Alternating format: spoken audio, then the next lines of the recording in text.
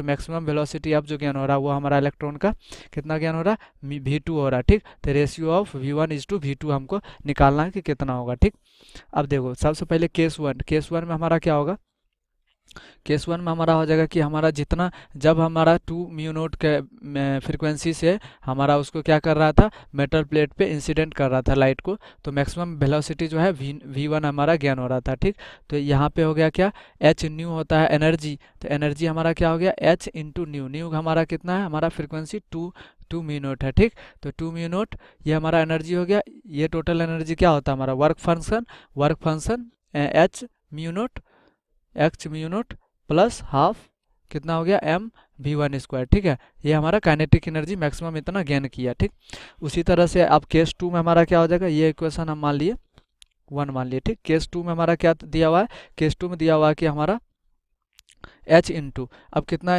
Incident कर रहा, 5 mu naught से इंसिडेंट कर रहा। ठीक, तो ये इक्वल टू क्या हो गया, h nu naught plus half m v2 square हो गया। ठीक, ये हमारा इक्वेशन 2 हो गया। ठीक, म्यू नोट हमारा क्या था, ये हमारा यहाँ पे दिया हुआ थ्रेशोल्ड फ्रीक्वेंसी था, तो थ्रेशोल्ड फ्रीक्वेंसी था तो वर्क फंक्शन क्या हो गया, h न्यू नोट हो गया, तो यहाँ भी h न्यू नोट हो गया। ठीक, तो यहाँ से अगर निकालेंगे तो हमारा 2h nu naught equal to h nu naught plus half m v square. ठीक है, तो यहाँ से अगर निकालेंगे तो हमारा हाफ m v स्क्वायर का वैल्यू क्या आ गया, हाफ m v1 स्क्वायर, ये हमारा v1 था, तो v1 स्क्वायर इजकल टू हमारा h न्यू नोट हो गया। ठीक, तो यहाँ से हमारा आ गया m v1 square equal to 2h nu note.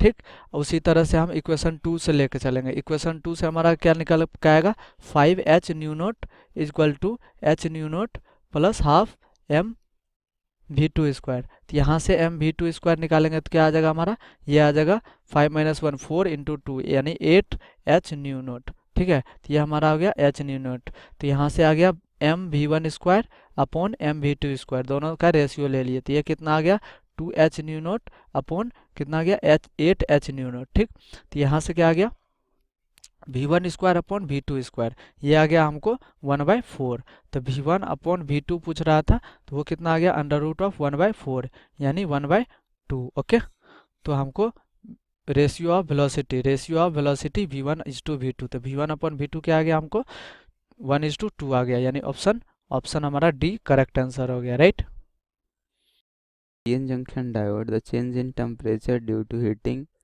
वो क्या आएगा हमारे पास तो पीएन जंक्शन डायोड का जो आईवी कैरेक्टरिस्टिक होता है वो कुछ इस तरीके से होता है। ये हमारे पास यहाँ पे करंट होता है, यहाँ वोल्टेज होता है। रिवर्स बायस में पीएन जंक्शन डायोड एक पर्टिकुलर ब्रेकडाउन वोल्टेज पे उसकी हाई करंट होती है, और फॉरवर्ड बायस में इस टाइप का होता है।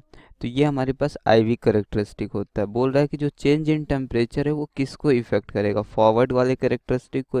ये फॉरवर्ड बायस करेक्टरिस्टिक है, ये रिवर्स बायस करेक्टरिस्टिक्स है।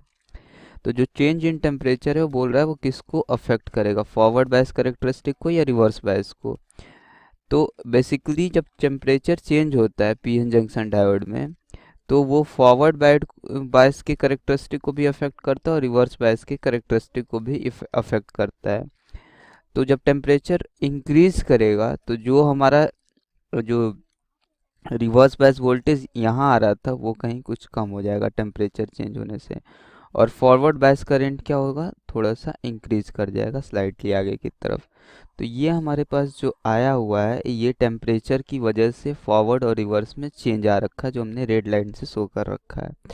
तो इट मीन्स दैट कि हमारा टेम्परेचर चेंज होने की वजह से पूरा overall IV characteristic PN junction diode का अफेक्टेड हो जाता है। इट मीन्स जो डी ऑप्शन है वो क्या है, राइट ऑप्शन है।